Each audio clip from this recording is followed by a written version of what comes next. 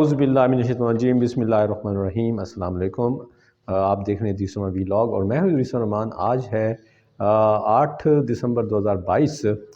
پچھلے ویلاگ میں نے آپ سے کہا تھا کہ آج کل کچھ موسم ہے انکشافات کا، اعترافات کا، تو وہ بھی خاص طور پہ کچھ خاص چیزوں کے بارے میں ہمارے گزشتہ army chief general Qamar Bajwa اور عمران خان کے حوالے سے۔ تو میں نے بھی کہا تھا کہ جی میں بھی اس پہ آپ سے کچھ انکشاف کروں گا، تو آج کے ویلاگ میں کچھ اس پہ میں بات کروں گا، لیکن اس سے پیشتر جو ہے دو ایک اہم ڈیولپمنٹ ہیں ان پہ بات کروں گا۔ تو کل جو ہے ہمارے وزیر خزانہ اسحاق ڈار صاحب نے صدر مملکت صدر عارف الوی سے ملاقات کی۔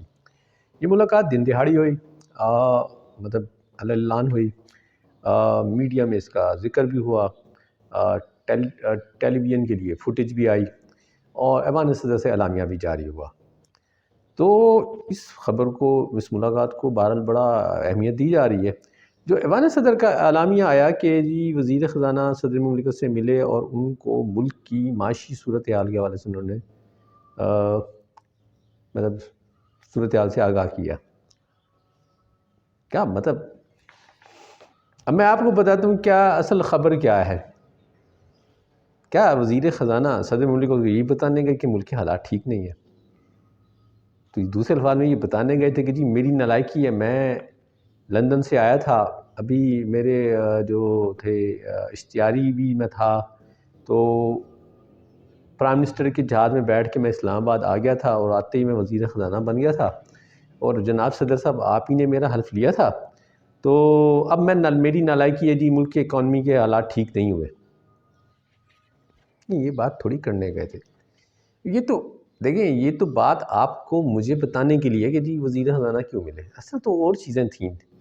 اب دیکھیں ایوان صدر میں پچھلے مہینوں میں کچھ ملاقاتیں ہوئیں، ڈھکی چھپی، نہ اعلامیہ نہ کسی، کہ ہمارے جو ہے صدر مملکت نے عمران خان اور اس وقت کے army chief general Qamar Bajwa کے درمیان ملاقات کرائی۔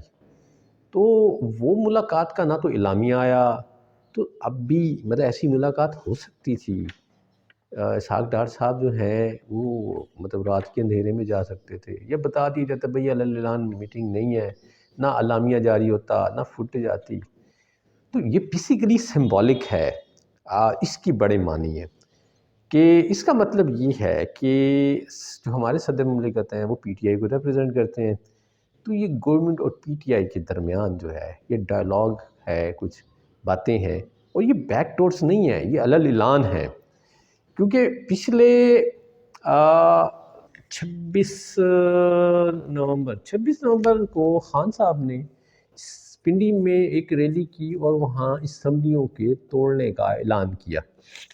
مطلب ان کے پاس 2 اسمبلیاں توڑنے کے لیے، پنجاب ہے اور کے پی کے ہے، تو ویسے تو پورا پاکستان توڑ سکتے ہیں وہ، تو انہوں نے کہا ہم توڑ دیں گے۔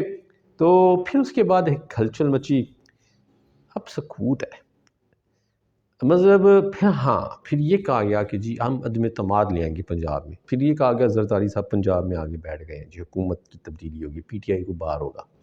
پھر پرویز الہی صاحب نے بھی کچھ مطلب ہنٹ دیے، کوئی اسمبلی نہیں توڑے، اب وہ کہہ رہے ہیں کہ جی ہم مارچ میں توڑیں گے۔ پر کچھ ڈیولپمنٹس، یعنی اب خان صاحب کہتے ہیں جی ہم اسمبلیاں ڈیزالو کر دیں گے، وہ کہتے تھے کہ ہم اسمبلی جو ہے نا حکومت ہی گرا دیں گے، عدم اعتماد لے آئیں گے۔ تو دونوں ہی کام نہیں ہوئے، نہ اسمبلی ٹوٹی نہ ہی عدم اعتماد آئی۔ تو اس کا مطلب ہے کہ کچھ اور چل رہا ہے، مطلب دونوں کلیم دعوے کر رہے ہیں۔ مثلا پی ٹی آئی کے ہے کہ اندر سے کچھ مخالفت ہے، پرویز الہی بھی مخالفت کر رہے ہیں کہ اسمبلی نہ توڑی جائے، تو اندر سے کچھ مسلم لیگ کے پاس بھی کچھ اتنا میٹیریل نہیں مل رہا کہ وہ عدم اعتماد لے آئیں، اگر ہوتے تو پھر وہ پہلے بیسیکلی۔ اب یہ خان صاحب، یہ بساط ہے شطرنج کی، خان صاحب نے مطلب چال چلی اور اب مطلب حکومت جو ہے وہ بھی اپنی چال چل رہی ہے، لیکن اس دوران خان صاحب چپ بیٹھے۔ تو اس کا مطلب ہے ان کا چپ رہنا کہ کوئی بین السطور جو ہے یا بس سے منظر پہ کوئی چیزیں ہو رہی ہیں۔ تو یہ جو اسحاق ڈار صاحب کا صدر عارف الوی سے ملنا، یہ بھی اس سلسلے کی کڑی تھا۔ چلیے میں بات ہوں اگلے اپنے موضوع پہ، جو میرا اہم موضوع ہے اور میرا بلکہ اہم موضوع ہے. تو اس میں یہ ہے کہ اس کو ذرا سنیے گا، دیکھیے گا، کیونکہ اس میں میں فیصلہ آپ پہ چھوڑوں گا کہ آپ طے کریں. پچھلے چند عرصے سے مطلب یہ بڑی بحث چل رہی کہ جی جنرل قمر پرویز باجوہ کے حوالے سے عمران خان صاحب نے کچھ باتیں کیں، پھر باجوہ صاحب نے کہیں اپنی ریٹائرمنٹس کے زمانے میں صحافیوں سے کوئی باتیں کیں، پھر جواب الجواب میں عمران خان صاحب نے باتیں کیں. تو پھر مودن سلائی صاحب نے ایک مطلب بیان داغ دیا کہ جی جو ہے ہم نے بھی عمران خان کو جو جوائن کیا تھا یہ مطلب جنرل باجوہ کے کہنے پہ پنجاب اسمبلی میں پنجاب میں کیا تھا. تو اب اس پہ ایک بڑی اچھی باتیں شروع ہو گئیں. مطلب اب باجوہ صاحب نے پھر اپنا، کیونکہ ڈائریکٹ ویو اب نہیں دے سکتے، ابھی وہ ریٹائرمنٹ کے 2 سال تک ان کے لیے پولیٹیکلی معاملات پہ نہیں ہے، تو انہوں نے منصور علی خان کے توسط سے کچھ باتیں کیں کہ جی عمران خان جو ہے وہ مطلب جھوٹے اور منافق آدمی ہے، یا ایک ناقابل اعتبار آدمی ہے، یا احسان فراموش آدمی ہے. اب بات یہ دیکھیں، نہیں مجھے نہیں پتا عمران خان جھوٹ بول رہے ہیں، جنرل باجوہ کہ نے ایسی کوئی بات کی.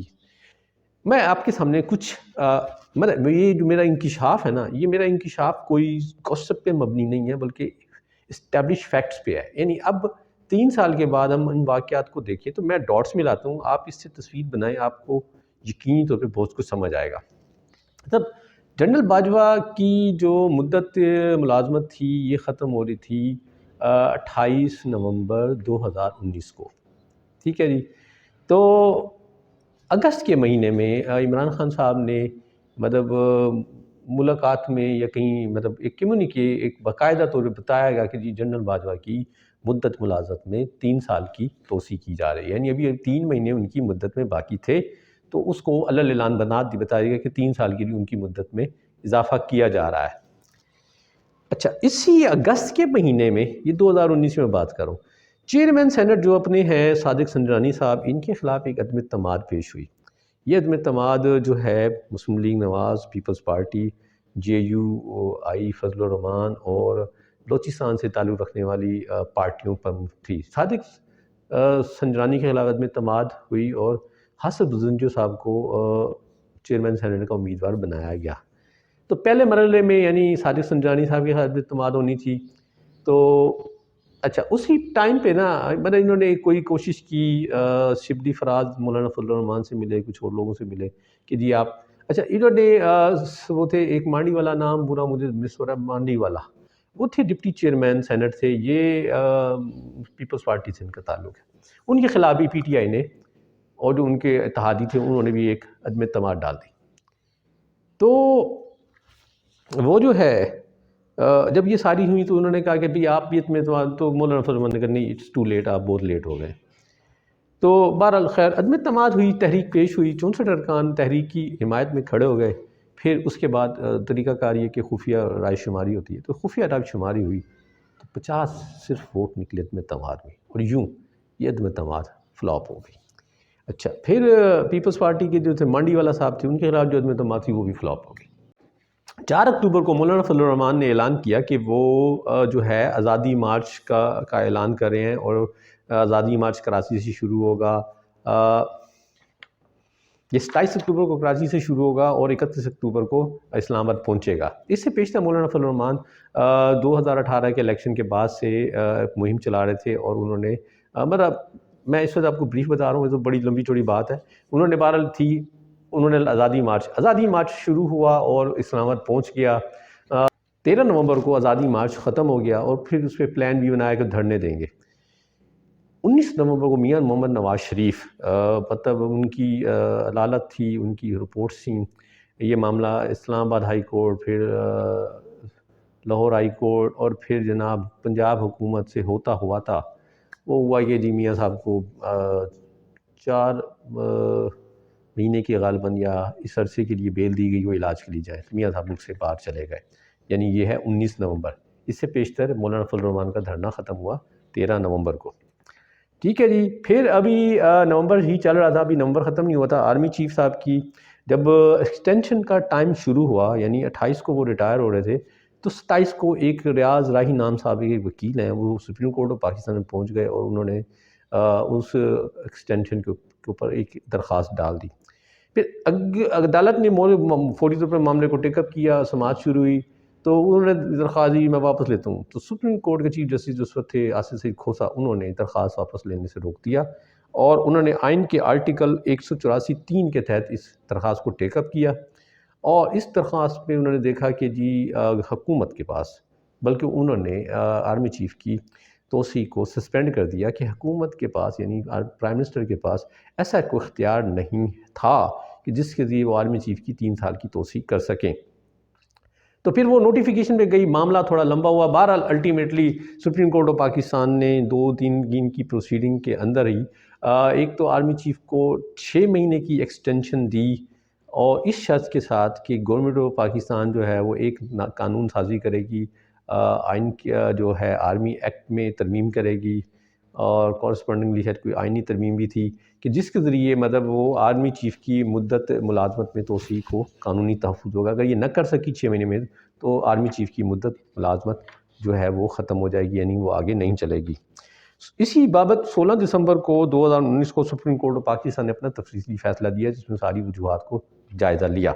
ٹھیک ہے جی، اب آ گیا دسمبر آیا جناب، تو یہ ہوا۔ اس کے بعد جنوری میں 1 جنوری کو جو ہے وفاقی کابینہ نے جو ہے آرمی ایکٹ میں جو ترامیم کی قانون کی منظوری دی۔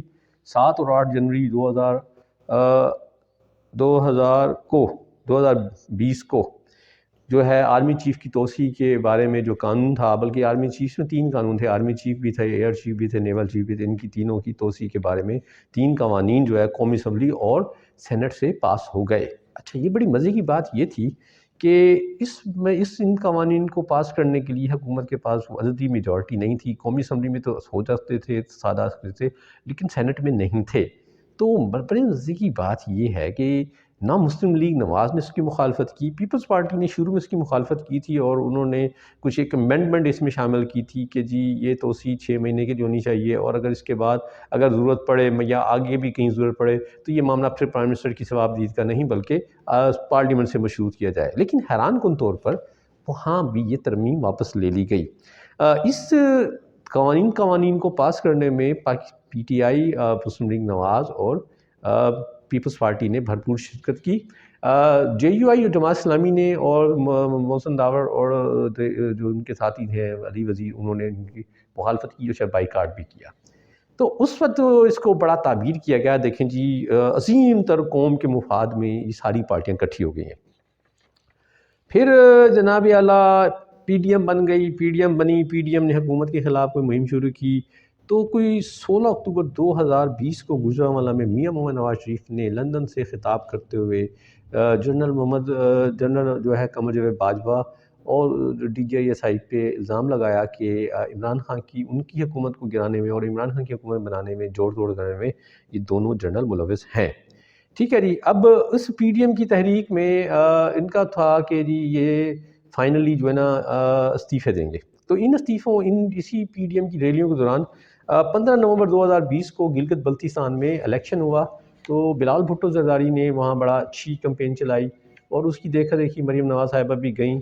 تو مطلب کہا یہ جاتا ہے کہ جی ان الیکشنز کو میں شرکت کرنے کے لیے پیپلز پارٹی کو راغب کیا گیا تھا۔ اچھا جی، اس کے بعد جناب پھر پی ڈی ایم کے بہرحال جو تھا ان کے استعفوں پہ ڈیڈ لاک رہا، نہیں ہوئے۔ پھر اس عرصے میں 2021 آ گیا، سینٹ الیکشن ہوا۔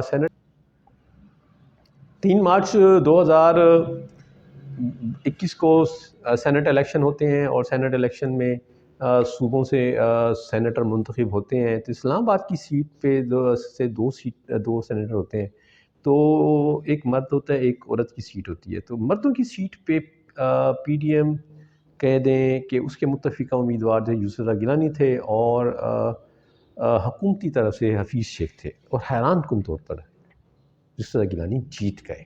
اچھا، اس وقت کوئی 18-20 ووٹ پڑے تھے یوسف رضا گیلانی کو ایکسٹرا، یعنی جو حکومت کی بینچ سے پڑے تھے۔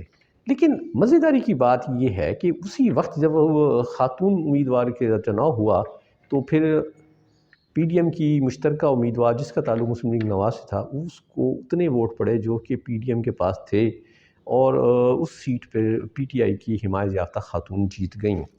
کہا یہ گیا کہ جی ارکان نے ضمیر کی آواز پر مطلب یہ فیصلہ دیا، تو وہ ضمیر جو ہے مسلم لیگ نواز کی خاتون پر شاید سو گیا تھا۔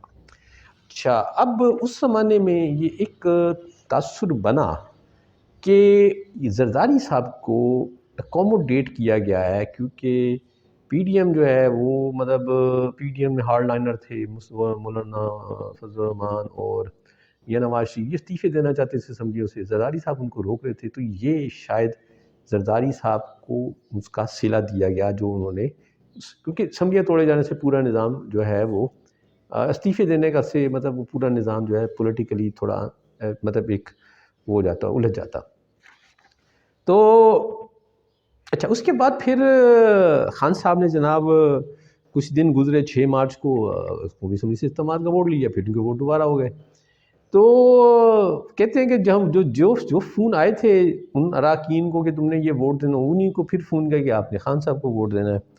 اچھا، پھر جناب علی ہو گیا، ہاں، پھر چیئرمین سینٹ کا الیکشن ہوا، اس میں یوسف رضا گیلانی بھی چیئرمین سینٹ کے امیدوار تھے، حکومتی سائڈ سے جو امیدوار صادق سنجانی تھے، صادق سنجانی صاحب جیت گئے، اور جو ہے یوسف رضا گیلانی ہار گئے۔ اس میں بھی ایک ٹیکنیکل طریقہ تھا، بہرحال میں آپ سے اتنی اس میں ڈیٹیل میں نہیں جاتا، ویسے آپ کو کڑیاں ملا رہا ہوں، آپ یہ کڑیاں ملائیں دیکھیں، پھر آپ کو ایک پکچر بنتی نظر آتی ہے۔ پھر اس کے بعد معاملہ چلتے رہے، 14 اکتوبر میں جو ہے حکومت اور آرمی کے درمیان ایک تنازع آیا، جو D G S I general Faiz Hameed کا ٹرانسفر تھا، اس ٹرانسفر کے اوپر نوٹیفیکیشن کے اوپر مسائل آئے، تو وہ اس کے بعد پھر جو ہے مارچ آیا، مارچ میں عدم اعتماد پیش ہوئی، اور اپریل میں اس پہ رائے شماری ہوئی، اور اس طرح عمران خان صاحب کی حکومت ختم ہو گئی۔